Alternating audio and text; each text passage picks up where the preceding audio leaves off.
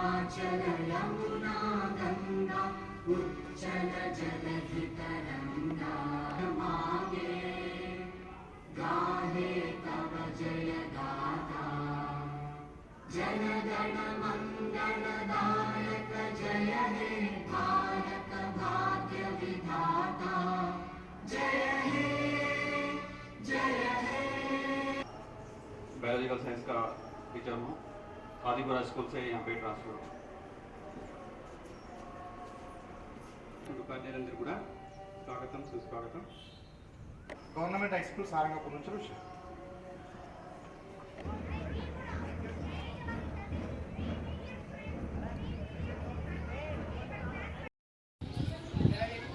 Irrigation చేస్తుంటారు।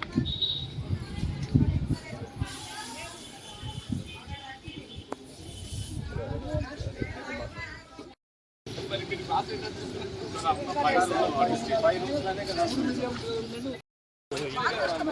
Mediums ఒకటే class నడుస్తుంది సార్।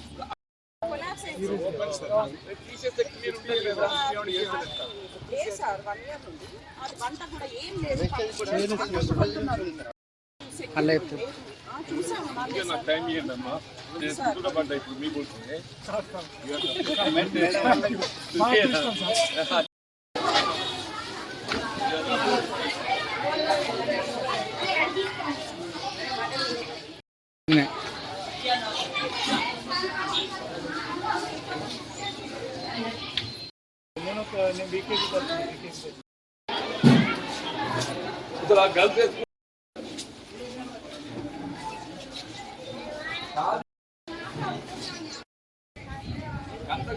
క్లాస్ రూమ్స్ రాజమల్లి ఏం చెప్తారు, ఇదంతా స్పాయిల్ తీసేయాలి కదా। కాదా స్పాయిల్ ఇబ్బంది పట్టుకపోమన్నా వాడు పట్టుకపోతాడు। ఇదంతా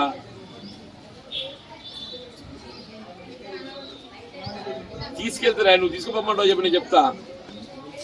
ఎవడు చెప్పినా పట్టుకపోతావు స్పాయిల్ ఇవ్వాలి రేపు। Of course. And when we see, this is the rainy season now. Yeah. We are suffering many problems. 2 mediums or 3 mediums. They are suffering from these classrooms. We are teachers are suffering. And when the rainy season is coming here, total water will be jumped. Yeah, of course. And the mosquitoes are with there. The girls for only one washroom and there is no gate for us. And we need as soon as possible, sir. Please, we are requesting. Just now I spoke with the concerned we are department. requesting from all the school staff and all the school students. Welcome, madam. Small request. Then welcome. That student is also madam కావదా? Madam అవటానికి ఆడమ్మ అయితే madam అన్నట్టు। మా grand children తో madam madam అని మాట్లాడతారు। ఇది అవసరం లేదు grand doctor.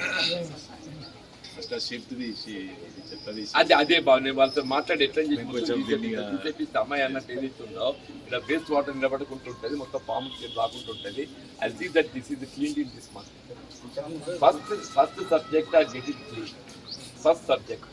Next subject out అంటే గతంలోనే నిర్మాణ కార్యక్రమం చేపట్టబడినప్పటికీ కారణం ఏదైనా కానీ వర్క్ ప్రోగ్రెస్లో లేకపోవడంతో పనులన్నీ అర్థంతరంగా ఆగిపోయినాయి బాబు।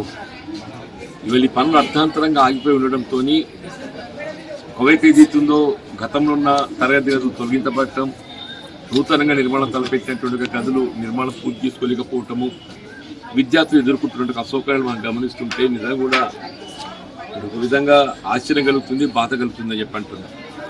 ఇప్పుడే సంబంధిత ఇంజనీరింగ్ అధికారులతో మాట్లాడడం జరిగింది। ఈ అర్థాంతరంగా నిర్మాణ పనులు ఆగిపోవడానికి కారణం ఏదైనా కానీ అవన్నీ కూడా వెనువెంటనే ఆరంభం అయ్యే విధంగా చర్యలు చేపట్టడం జరుగుతుంది।